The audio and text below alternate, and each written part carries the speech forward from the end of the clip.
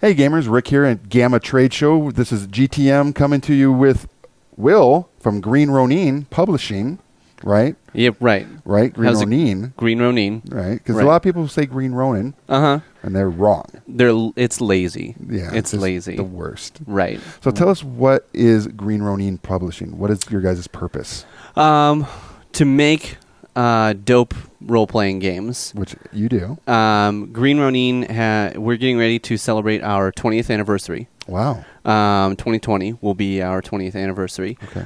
We've been around making role-playing games. We've done supplements for other games like Dungeons and Dragons and Pathfinders, but we also have our own in-house systems. Okay. We pride ourselves on making high-quality, innovative gameplay in role-playing games. Okay. We have done several awesome big tabletop role-playing games like A Song of Ice and Fire. Mm-hmm. We had DC Adventures, which is based on our Mutants and Masterminds superhero line. And we're getting ready to come out with The Expanse. Okay. Based on the James S.A. Corey novels that turned into the television show phenomenon. Mm-hmm. Maybe you've heard of it. It's kind of a big deal. I've heard of it. Yeah. Yes. So The Expanse is kind of a dark, gritty sci-fi setting, and when it was originally conceived, it was going to be a role-playing game and then a video game, and then turned into the book series, which turned into the show. Right. Now back into a role-playing game. So we've come full circle. Nice. The Expanse RPG uses our in-house age system. Okay. And the age system uses 3d6, and one of the die are always off color, and it's called the stunt die. And what happens is, instead of having something like critical hits, where if you roll a 20, you do double damage. That's cool. That's fine. But for us, we want to do something that's a little bit more innovative, and focuses on narrative. Okay. So when you roll and you get doubles on any of the two dice, you get stunt points, and you can use stunt points to do something extra, something cool, but it has a narrative and a mechanical effect in the game. So, for example, you might get a boost to your initiative next round, or maybe you knock somebody down or disarm them or something like that, or maybe you move so fast you get a second attack that round. So you still get that rewarding feeling of, I did something cool, but it's not just, I did double damage. Sure. So, that's kind of what I'm talking about when I say we pride ourselves on having innovative gameplay in our games. Nice. And so with The Expanse coming out, what is when's that going to hit the streets? We did a Kickstarter for it last year. PDFs to all our backers have started going out now. The book itself will be out in retail stores on April 23rd after we have taken care of our backers. So just a few weeks now. And the core rulebook for The Expanse will come out at the same time as the Game Master's Kit, which has some extra tables and fun stuff that you can put into your adventures.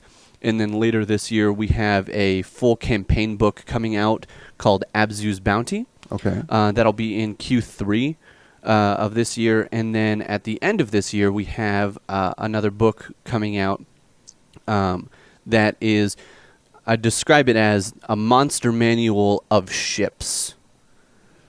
Interesting. So it's all kinds of different ships that you could find in The Expanse, different stats and rules and stuff that you might use to implement into your game. From small fighters all the way up to big, like, juggernauts. Yeah, so like little itty-bitty shuttles up to like the Donager class of the Martian Navy that you might see like floating around in the first couple of episodes of the show, giant cannons and rail guns and stuff like that. Nice.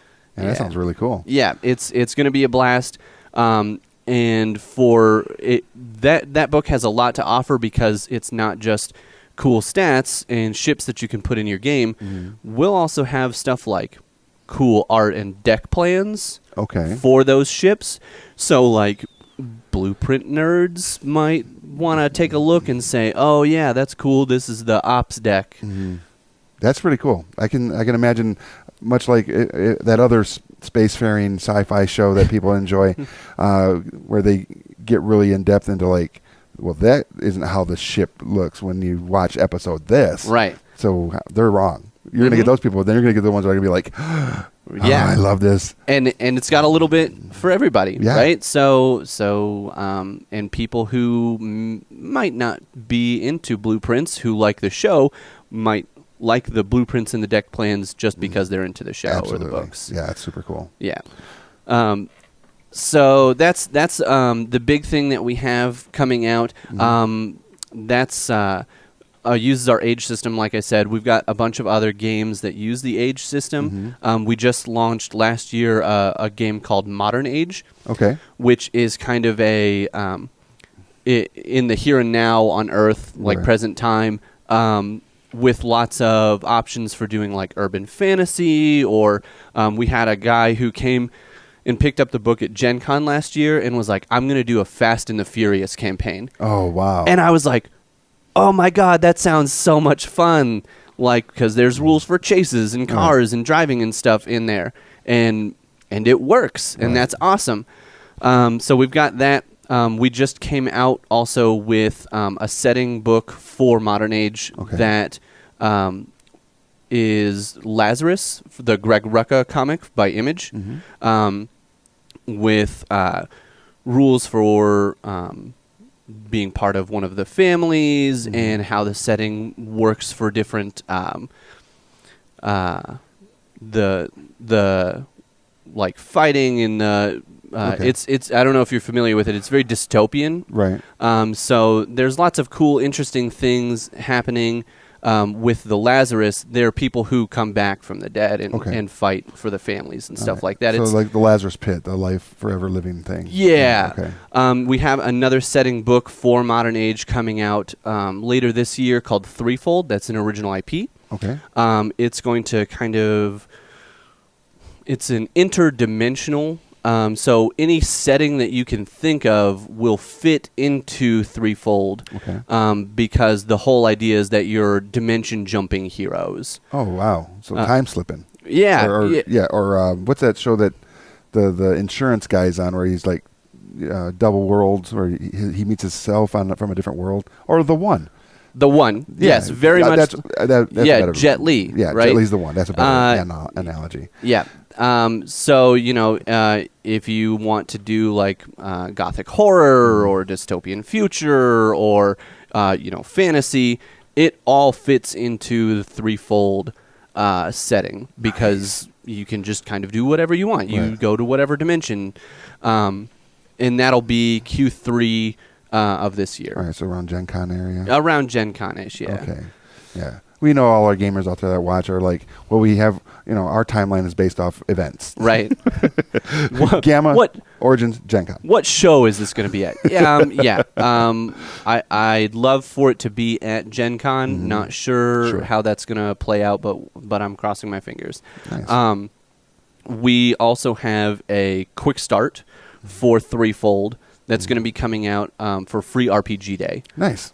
So you'll be able to go to your local store that participates in Free RPG Day and pick up this booklet that will have some like very rough guidelines and stuff about the setting and about the rules and about how Threefold is going to present itself. You'll get a little taste for it. That's cool.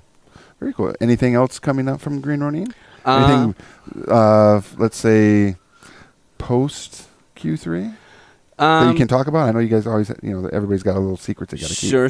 So we've got another line called Mutants and Masterminds. Yes. Superheroes are kind of a big deal. Maybe you've heard of them. I have. Mutants and Masterminds is a D20 based superhero RPG. It is not like a traditional D20 game. But it takes lots of inspiration from those. Mutants and Masterminds is now on its 3rd edition. Yeah, been around a while. And we recently have been in the process of giving Mutants and Mastermind 3rd edition a sort of facelift.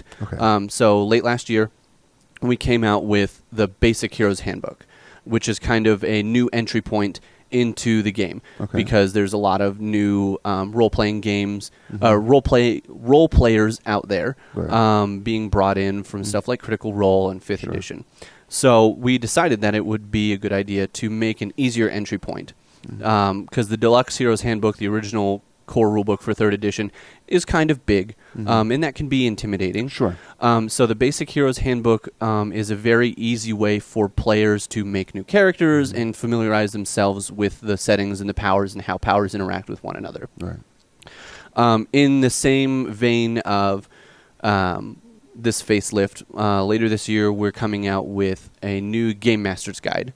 The current Game Master's Guide for Mutants and Mastermind has been out of print for a while, because we've taken the text, we've made it a little bit more friendly, and more entry level. We've put in some more, we put it into adventure, and it's looking very good, and that'll be out late this year. Nice. So that's kind of where we're at right now with Mutants and Masterminds. We are getting ready to have the Super Team Handbook, which will be in May. So obviously the big deal about superheroes is that sometimes they're part of teams. If you want to be like, I don't know, a show? Yeah, maybe you've heard of the Avengers or Justice League. I like the Super Friends. Super Friends. The Defenders. And so this book, what we're trying to accomplish with this book is giving teammates bonuses and rewards and stuff for being more like a team like that. Nice.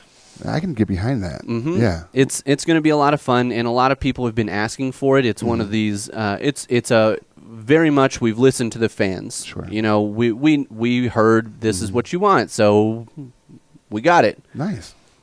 All right, I can dig that. So if anybody wants to check out all the cool products and offerings that Green Ronin has, where can they go to find all that stuff? So we have a website, greenronin.com. And then they can also check out our Facebook and Twitter. Every Monday, one of our developers posts a blog on our website called the Ronin Roundtable. And it's cool insights into what they've been doing, or here's some extra stuff. Every once in a while we get, hey, you know, the developer for this line was working on this product. Here's a little insight onto how that went, or what they were thinking, stuff like that. Okay, I can dig it. Very cool. Well, thank you, Will, for coming and joining us here at GAMA. We're going to see more of his face, ladies and gentlemen, just so you know. You're going to come up to the studio, and we're going to put some cool video content together for you all, so stay tuned for that. But until then, I'm Rick. We're here at GAMA. I work for GTM, and I'll see you at the Game Store.